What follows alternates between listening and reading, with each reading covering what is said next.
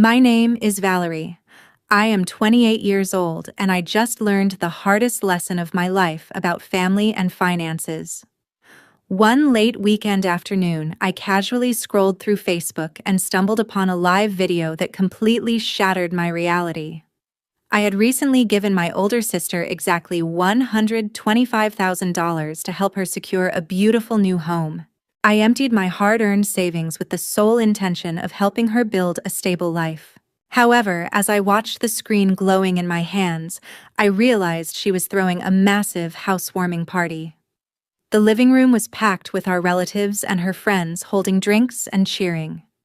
Yet the person who actually funded the entire purchase was deliberately excluded from the guest list. I only found out about this extravagant celebration because she decided to go live on social media to show off the property to the world. She stood there soaking up the applause and taking full credit for a financial achievement she never earned. Exactly 20 minutes after I saw that deceitful post, the initial shock morphed into pure, calculating anger. I decided right then that I would not sit quietly while my sacrifices were hijacked by someone so deeply ungrateful. I grabbed my car keys and the legal documents ready to crash the party and reclaim exactly what belonged to me. Welcome to the Revenge Mode channel. Thank you for tuning in today. If you want to see how I legally dismantled a family member's toxic facade and took back my property, make sure to hit that subscribe button and stay with me until the very end. The glaring blue light from the smartphone screen reflected directly into my eyes, clearly illuminating the bright red live indicator actively broadcasting from my older sister Gwen's social media account. I sat completely motionless on my living room couch, my jaw clenched tight as I watched her position herself strategically right in the center of the densely crowded room. She casually balanced a delicate crystal wine glass in her right hand, exuding a sickening level of confidence, while she delivered a flawless, uninterrupted string of absolute lies directly into the camera lens. Her voice echoed through the small speaker of my device, obnoxiously loud and overflowing with fabricated pride as she addressed both her virtual audience and the physical guests standing around her. Gwen aggressively claimed that she had worked exhausting double shifts day and night for the past several years, completely sacrificing every personal luxury to independently scrape together the massive down payment required to secure this luxurious Ann Arbor property. She spoke passionately about the profound struggles of financial discipline, successfully painting herself as the ultimate modern symbol of hard work and relentless dedication, without showing a single ounce of guilt. The dozens of invited guests surrounding her immediately erupted into enthusiastic applause, raising their assorted drinks high into the air to toast her incredible fabricated success. These relatives and mutual friends were completely captivated by her inspirational tale of financial independence, loudly expressing their admiration for her supposed resilience. They nodded in profound respect and patted her on the shoulder, utterly oblivious to the true origin of the funds that had actually purchased the expensive property they were currently celebrating in. A cold, deeply focused rage instantly replaced my initial wave of disbelief as the sheer calculated audacity of her public performance fully registered in my mind.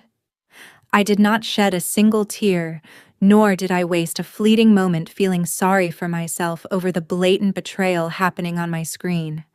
Instead, I decisively tapped the glowing display to terminate the live broadcast, abruptly cutting off her triumphant laughter and tossed the device onto the sofa cushion. I stood up with absolute, unwavering purpose, my mind already executing the next necessary legal steps, and walked straight into my home office without looking back. I headed directly for the heavy wooden desk sitting in the corner of the room, my movements sharp and completely devoid of any hesitation. I forcefully yanked the bottom filing drawer open, the metal tracks grinding loudly in the quiet space, and reached past the everyday paperwork to grab the secure fireproof folder tucked in the very back. My hands moved with calculated precision as I quickly opened the clasp and carefully extracted the irrefutable physical evidence of my massive financial contribution. I deliberately pulled out the original bank-stamped wire transfer receipts, detailing the exact transaction that had cleared the escrow account just weeks prior. Alongside those undeniable financial slips, I gathered the printed email threads confirming our arrangements and the thick real estate closing file containing the crucial property records.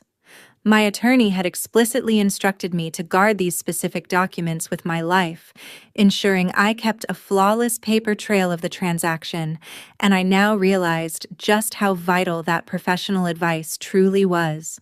At precisely 4:30 in the afternoon, I aggressively turned the steering wheel to merge onto the main interstate highway, pressing firmly on the accelerator to head straight toward the upscale real estate subdivision located in suburban Ann Arbor. The vehicle tires hummed steadily against the asphalt as I maintained a constant speed, my mind entirely focused on the impending confrontation and the heavy fireproof folder resting securely on the passenger seat next to me. The physical weight of those legal documents anchored my determination as I mentally prepared to dismantle my sister's carefully constructed public illusion. I reached out to connect my smartphone to the vehicle's hands-free Bluetooth system and immediately dialed the number of my best friend Kara, needing to verify my legal standing before directly facing the unfolding situation. I needed an objective perspective to ensure I was executing this process correctly and not letting my intense anger create a loophole she could exploit. Kara answered on the second ring, and I quickly summarized the ongoing social media live broadcast alongside the precise financial documents I had just pulled from my secure filing cabinet. She listened carefully to the entire infuriating scenario without interrupting, systematically processing the details of the wire transaction and the current unauthorized occupation of the property.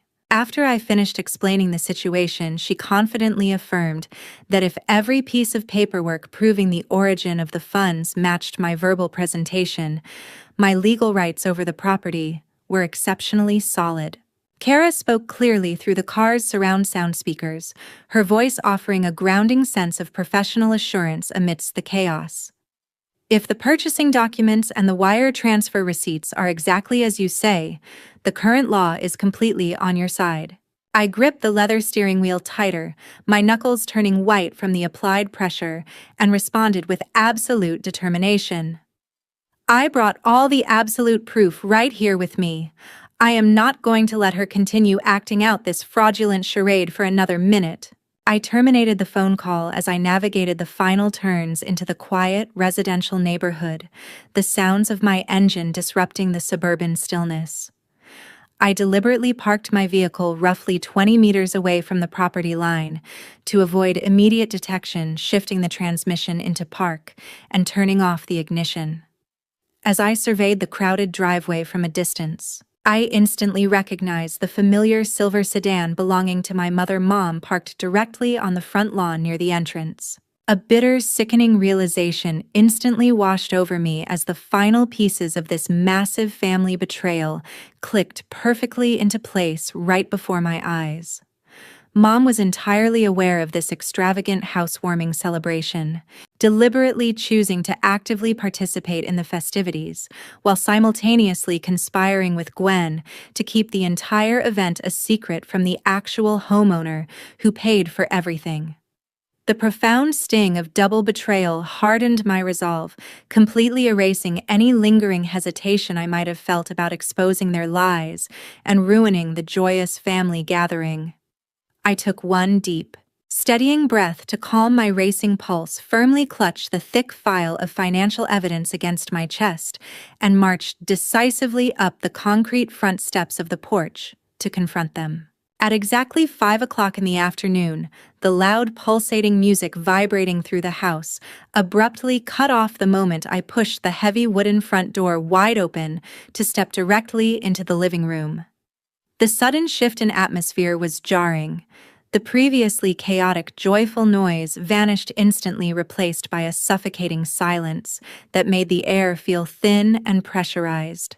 Dozens of guests, ranging from distant relatives to unfamiliar faces, collectively pivoted their heads toward the entryway, their expressions shifting from festive confusion to wary discomfort as they processed my unannounced, tense arrival.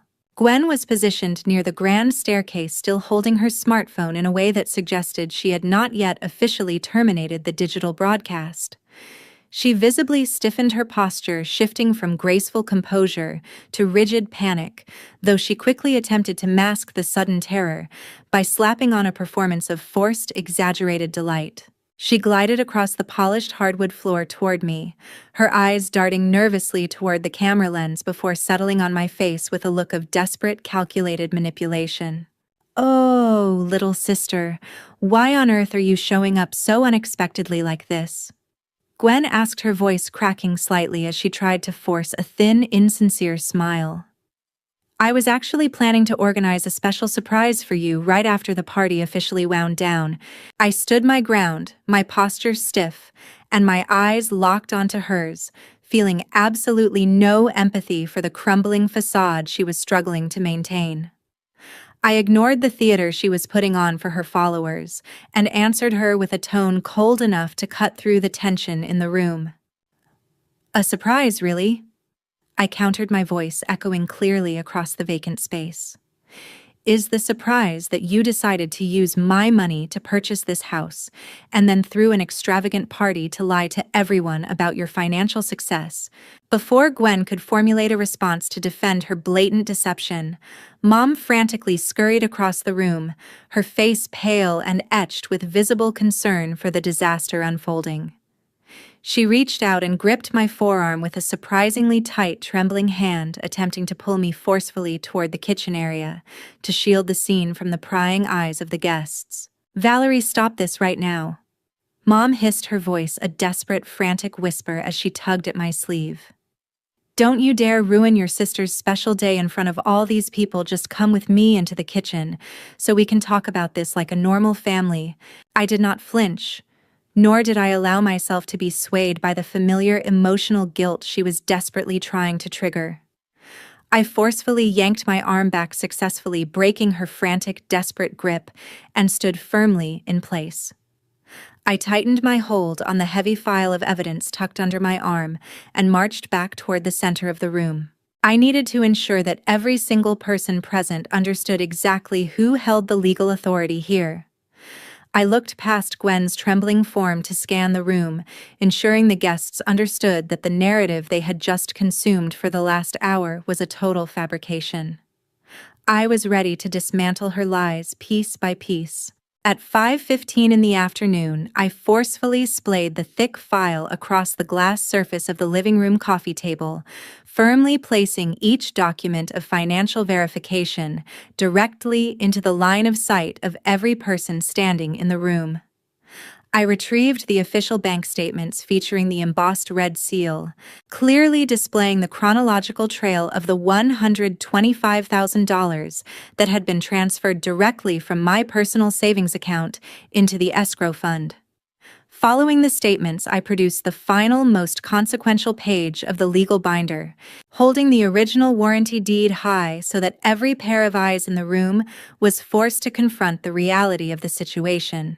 I announced with unwavering clarity that the name appearing as the sole legal owner on this official property document was exclusively mine, with absolutely no mention of Gwen's name in any capacity. The room seemed to shrink as the weight of my revelation settled over the guests, transforming their earlier admiration into a thick, uncomfortable confusion. "Look closely at this," I said, tapping my fingernail firmly against the section of the document verifying the title. "The sole legal owner listed on this purchase contract is me. There is no mortgage loan, and this property is entirely my private asset." Mom erupted into desperate, jagged sobs, reaching out her hands as if to beg for an intervention that would never come. "Please, I am begging you, do not humiliate your sister in front of all these people anymore. Let us just shut the doors and resolve this as a family." I stood motionless, completely ignoring Mom's emotional appeal and her attempt to force a private settlement. I refused to let her sentimentality shield Gwen from the consequences of this elaborate deception. I turned toward the crowd, my voice calm but authoritative enough to command the immediate attention of everyone lingering in the space. I calmly informed them that the gathering was officially concluded, and that I no longer authorized anyone to continue occupying my private residence. I did not need to raise my voice or resort to aggressive shouting. The sheer finality in my tone was enough to communicate the gravity of the situation. The guests began to shift uncomfortably, avoiding eye contact with both me and Gwen as they realized the magnitude of the fraud they had unknowingly endorsed. Slowly, one by one, individuals started to retrieve their belongings, murmuring awkward apologies as they navigated toward the exit. The grand housewarming celebration dissolved into a hurried, silent evacuation, leaving Gwen isolated in the center of the vast, hollow living room. I watched them go with complete indifference, my focus remaining entirely on reclaiming the space I had financed. Once the final guest had retreated through the front door, the silence that returned to the house was no longer suffocating, but rather a reflection of the control I had finally managed to wrestle back.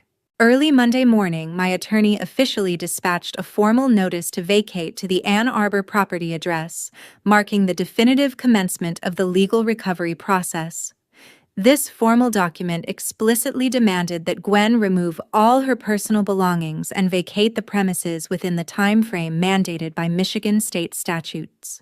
The document served as a cold, bureaucratic final warning, stripping away any remaining ambiguity regarding her unauthorized residency within my private estate. Almost immediately after the certified mail was delivered, Mom began relentlessly calling my personal number, deploying a barrage of psychological manipulation and emotional appeals to pressure me into dropping the legal action. She weaponized our shared history and familial expectations, attempting to force me into a position of guilt where I would prioritize her comfort over my own financial security. "Are you truly intending to cast your own flesh and blood out onto the streets?" Mom shrieked through the phone speaker, her voice trembling with an artificial desperation. "I cannot believe you have become this cold-blooded and ruthless toward your own kin." I countered her emotional onslaught with a flat, unwavering tone that acknowledged none of her accusations. "The decision is already final. From this moment forward, please direct every single family-related communication through my retained legal counsel."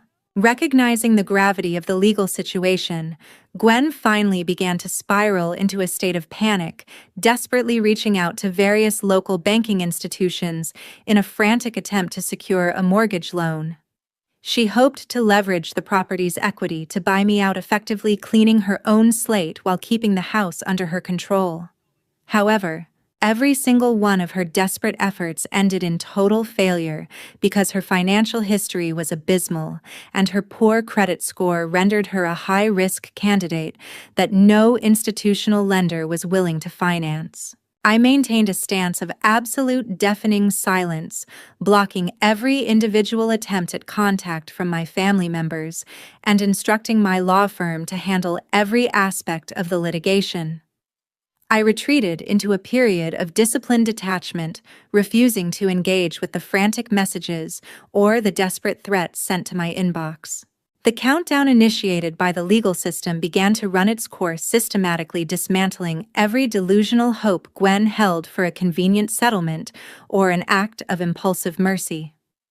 I remained focused on the upcoming court procedures, waiting for the legal mechanism to complete its work and restore my property rights, without further emotional interference from those who had orchestrated this deceit. Several weeks passed since Gwen adamantly ignored the initial legal notices, eventually compelling the presiding judge to authorize the final court order for a mandatory eviction. Once the official writ of eviction received final judicial approval from the county court, the local sheriff's department was promptly dispatched to the property to execute the recovery of my residence. I stood positioned on the sidewalk alongside my retained attorney, observing the process with a calculated, quiet intensity as the officers approached the front entrance to carry out the court's binding directive. The leading officer pounded firmly on the wood of the door, his voice booming with official authority as he addressed the occupants inside. You have exactly 15 minutes to gather your essential personal belongings and vacate this property immediately, according to the court's eviction order. Gwen slowly emerged through the entryway a few moments later, clutching a handful of scattered possessions with a look of pure, unadulterated venom directed at my position. As she walked past me toward the waiting vehicle, she spat her words out through gritted teeth, her expression twisted into a mask of pure hatred. You are going to regret everything you have done to me today, and I swear I will never forgive you for this. I remained completely indifferent, not even dignifying her empty threats with a response, while under the vigilant supervision of the law enforcement officers, Gwen was forced to consolidate her chaotic pile of personal items into cheap black plastic bags. She haphazardly stuffed her clothes and random trinkets into the bags, tossing them into the back of a rented moving truck that looked as dilapidated as her current financial situation. Mom lingered beside the moving vehicle, her face flushed with a furious indignation as she directed a continuous stream of vocal vitriol toward me from the curb. She screamed insults and invoked curses, hoping to shame me into some form of reactive outburst, but I simply maintained my gaze with a frozen, detached stillness. I did not blink. I did not argue. And I certainly did not display any fragment of internal emotional disruption that she could leverage against me. The moment Gwen and Mom finally exited the property line, I felt a heavy, crushing weight lift from my shoulders, signaling the end of their forced occupation. I approached the lead officer to formally accept the return of my house keys, a small but significant piece of metal that represented my complete restoration of control. I immediately utilized my smartphone to contact a professional locksmith service, demanding they arrive within the hour to replace every single locking mechanism on the exterior doors, to ensure no one from that toxic circle could ever gain entry again. The heavy thud of the new deadbolts sliding into place served as the final punctuation mark on this entire traumatic chapter, granting me the absolute silence and privacy I had been denied for far too long. 6 months after that exhausting period of legal battles and property recovery, the suburban house in Ann Arbor finally closed escrow and officially transferred ownership to a new buyer. The sale of the property proceeded with remarkable efficiency because I wanted to liquidate the asset as quickly as possible to put the entire ordeal behind me. I successfully recovered my initial capital investment of $125,000, along with a modest profit margin accumulated from the recent real estate market appreciation in the area. I transferred the total sum into a secure long-term investment fund that remains completely inaccessible to anyone else, effectively shielding my future financial stability from further interference. I officially terminated every existing method of communication with the individuals who once represented my family, choosing to prioritize my own mental health over the toxic obligations of shared bloodlines. Looking back at the entire experience, I have gathered 2 critical lessons that I hope will serve as a warning to anyone currently finding themselves in a similar, vulnerable position. The first lesson is that extending kindness toward toxic relatives often creates an opening for them to exploit your resources without any regard for your well-being, so you must avoid the trap of thinking your money can fix their character flaws. My second lesson is that biological ties offer zero protection compared to the absolute clarity provided by transparent legal documents and professional agreements, because contracts remain your only true shield when people you once loved turn against you. I appreciate you accompanying me through this turbulent journey on the Revenge Mode channel and listening to my story until the very final moment. I sincerely hope that my decision to firmly reclaim my life provides the necessary encouragement for those of you who currently feel trapped or manipulated by people within your own circle. Please share your own perspectives or experiences in the comments section below, and remember to subscribe to the channel so you do not miss any upcoming content.